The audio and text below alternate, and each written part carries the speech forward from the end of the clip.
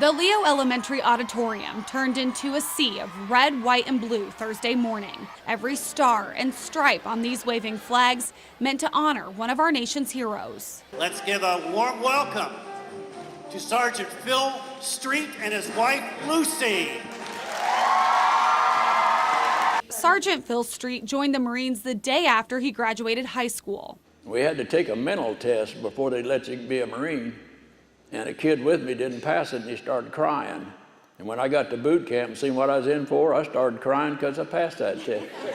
The Korean War ended more than 60 years ago, but the memories are still much clearer than the camouflage Phil donned during his 3 years of service. If you've ever been aboard ship with 8,000 seasick Marines, you've seen something. And I was one of them. This celebration, all thanks to some gratitude from a very gracious young man. Fifth grader Luke Adams wrote Phil a thank you letter when he went on the October honor flight to Washington, D.C. Luke never expected anything in return. That was until Phil got involved. I got your thank you letter for my service in the Korean War. I'm 82 years old now, so I don't look nothing like the pictures I'm sending you. That letter also came with some very special gifts. I was just amazed that there were those medals in my bag. And the Marine emblems? Mm-hmm. Phil's only daughter died last December, and he hoped his medals could make a difference to another child. You are a special young man, and I thank you so very much. I hope you like the medals. In 1954, Phil and 8,000 other Marines came back from the war to an unwelcoming country. Well, there wasn't no homecoming. More than 6 decades later, a new generation is giving him that homecoming he's always deserved. You know, Korean veterans are called the forgotten veterans of forgotten war, but not at Leo. For nearly 20 years, a local woman has made giving back a full-time job. Certainly has. Pat Ludy started volunteering at the Salvation Army in 1997, hasn't stopped since. News Channel 15, Sara Wagner has her story now from Studio 15. You'll find Pat Ludy, or Miss Pat, helping every Monday through Friday. 12-hour days are typical for this volunteer, who says she gets her energy from Christ, coffee, and a little chocolate. At 64 years young, Pat Ludy starts most of her days here in the Salvation Army's food pantry. Roll of tissue. Packing paper bags full of everything from canned vegetables to Cheerios. Miss Pat doesn't sweat the small stuff, just one of the many lessons she's learned after volunteering for nearly 2 decades. It makes me feel a lot better. That my problem's not there anymore. Children are Miss Pat's passion. Her 3 kids may be grown now, but this mother has since taken a few more babies under her wing, cooking dinners for the after-school program. They get their plate and they look at me, Miss Pat. I say, yeah. They say, thank you. I say, you're welcome. And have that smile on their faces. Oh, that makes me feel so good. And Miss Pat makes sure her special ingredient goes into every single dish. Oh, it's love. Not a love. And a lot of them need that love. During the Christmas season, Miss Pat moves from the kitchen to the kettles. It's not uncommon to find her name multiple times on the sign-up sheet. While none of these duties mean a salary for Miss Pat, she takes home a check of a different kind. What do I get paid with? Love. And a feeling as rewarding as any 9 to 5. I am proud working in the pantry, and I'm proud to be a soldier of the Salvation Army.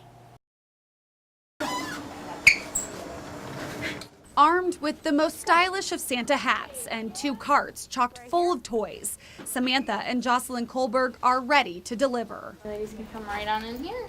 Bringing more than 150 toys and 40 blankets, yes. Hi. But these sisters are giving much more than gifts this Christmas. I think it kind of gives them hope and confidence. Because it kind of shows that small or injured or different doesn't mean you're bad. Because there's always going to be someone out there that cares about you. Merry Christmas. Oh, just a minute, I forgot to take off a tag. That's not very good. Even though the sticker on some of these gifts may suggest otherwise, these presents are priceless in a way. And you just see them so happy to get one little dollhouse or one little car. It's just amazing how much one little thing can do. Might be a little easier. From hallway to hallway. Okay. You want the cars? Here you go. Hey, high five. And room to room they go. Here you go. with a few stops along the way to rearrange. Hot Wheels. Okay. It's like a Hot Wheels center. An understandable move when you're transporting everything from dinosaurs to dolls of both the potato and human variety. Okay, any help with this? I don't know how to get that out. It's screwed in there. With just barely a decade of life under their belts, these sisters still need a little help sometimes, but never let that lack of years hold them back from giving back. You should push yourself forward, challenge yourself to help others, instead of just sitting with your nose in electronics. Put it on the internet and just paying my respects to another veteran. Some drove 900 miles to pay respect to a veteran with no family to lay him to rest.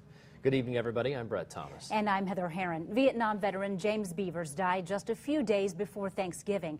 And today, thousands of people made sure he will never be forgotten. Local funeral home D.O. McComb and Sons provided funeral services and a burial with full military honors for him. And News Channel 15's Sara Wagner is here now with more on today's outpouring of support. Sarah? That's right. It was an absolutely packed house this afternoon. The majority of the people there never met James Beavers, but that didn't matter. They just wanted to make sure this American hero knew how much he meant to this country. From the Indiana Patriot Guard keeping watch outside to the line full of veteran after veteran inside, neither cold and windy weather nor hours of waiting could stop anyone from saying goodbye to this man who served our country well. The line full mostly of faces James Beavers never knew. That lack of a meeting, though, no match for the bond the military brings. Whether it's a stick of butter, a t-shirt that you need to borrow, or a funeral for a person you don't know, we're going to be there for you. All there to honor the man described as private as the rank he held in the United States Army. When one falls, it's good to come around and recognize them. While so many of the names filling the guest book couldn't pick Beavers out of a crowd, one man could. Was an awesome fella that I can remember. Spoke to me real kind and everything. Every second of this service meant to honor a man whose legacy will live on well past his 74 years on this earth. It was said that James did not have family. Based on the audience here today, I believe he does have a family, and that is all of us. Beaver's story is making its mark across the globe. Since Monday, it's been shared thousands of times with mail coming in from places like Hawaii and even Nigeria. We also met a man who traveled 900 miles from Oklahoma to be here today. So nice that they could all do that to honor this gentleman who really didn't have any family. No, just amazing. He does now. Yeah, thank you so much. Hundreds of people attended a wedding at the Cathedral of the Immaculate Conception in downtown Fort Wayne today. Sounds like a summer standard, right? Well, this marriage is one you've likely never seen or heard of before. The bride's name is Jessica Hayes. The groom is Jesus Christ. This morning, she became the Fort Wayne South Bend Diocese's first consecrated virgin in 25 years. As News Channel 15's Sara Wagner explains, it's a vocation the bride considers her calling. It's not the wedding day Jessica Hayes envisioned for herself as a little girl. Sure, it came with the same struggles any bride-to-be would have, like finding the perfect dress. I would have to lie prostrate before the altar, and so I really wanted to make sure that I was well covered in a way that still shows the beauty of a bride. And making sure your guests are having a good time. I'm so happy to have had so many witnesses today, because there may be others that the Lord is calling in this way that have now heard of this life and can consider it in their prayer. For the 38-year-old theology teacher from Bishop Dwenger High School, this commitment represents years of prayer and soul searching. It was really a consideration of which things brought me the most joy and where my greatest happiness was. And it seemed that all of those loves converged on this one thing, where I could still be living in the world and be a part of the lives of my students. If you've never heard of a consecrated virgin before, that's probably because it's fairly rare. Today's ceremony makes Jessica the only one in the diocese. There are around 3,000 around the world and 215 in the United States. I think that really, in some sense, we're all called to be married. It's just a matter of discerning how. And so my marriage is to Christ, and someone else's marriage is to their spouse. A consecrated virgin is different from a nun, and that Jessica will still live her life as a layperson. This is a vocation for women that feel that deeper call to spend their life more in in knowing Jesus and making that a public commitment, and in serving his church, but called to live in the world. As you might expect, the vocation comes with some confusion. My students asked if they should call me Mrs. Hayes when I come back to school next week.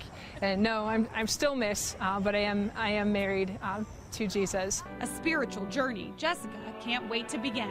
Even more so than looking forward to this day is looking forward to the rest of my life, just because it's a deepening of that commitment. Reporting in Fort Wayne, Sara Wagner, News Channel 15. Paul Tingle died in a Korean prisoner of war camp 64 years ago. And while many of his family here today at the service in Montpelier never got the chance to meet him, they say this is the closure to the story of an American hero. Paul served in the Army in both World War II and Korea. He decided to stay in and make the service a career.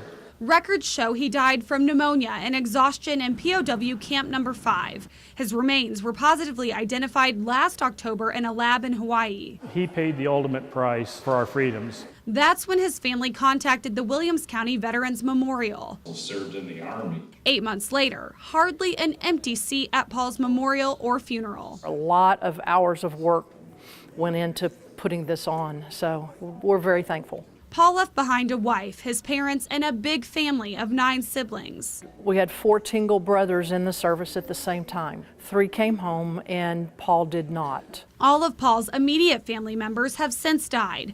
Many of his extended family at today's service never got the chance to meet their uncle or great uncle. You hate to have a family reunion under these circumstances, but I choose to look at it as a good occasion. A family reunion to honor the man they say makes them so proud. It's a shame that anyone has to be a POW, but at the same time, it's pretty special that it's one of your own family members that sacrificed his life for the freedoms that we enjoy in our country. Paul earned a handful of medals and honors for his service, including a Purple Heart. It's our honor and privilege to stand here today and honor this man. His funeral service included full military honors, from the 21-gun salute to the playing of taps.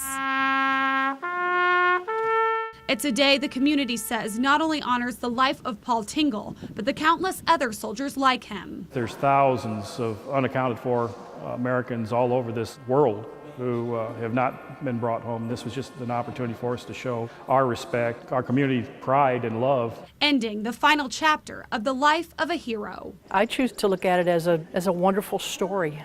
Paul Tingle would have been 100 years old if he were still alive today. He would have celebrated his 101st birthday in August. Reporting from Montpelier, Ohio, Sara Wagner, News Channel 15.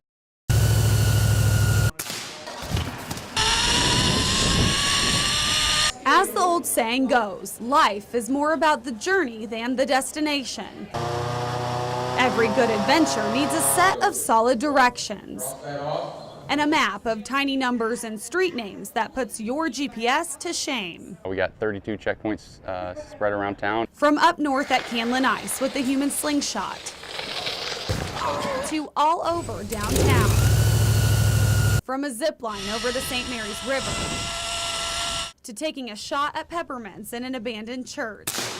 Some challenges are a lot harder than others. Some say the hardest part about this one is just walking and talking at the same time. Many challenges tested physical strength, while others took a mental toll, like the zombie race in an old building off Wells Street. Definitely not one for the faint of heart. These challenges take strategy. She mapped it out, so she had the brains in the group, and we just made it happen. She had the strength. CrossFit, she helped me push. Yep.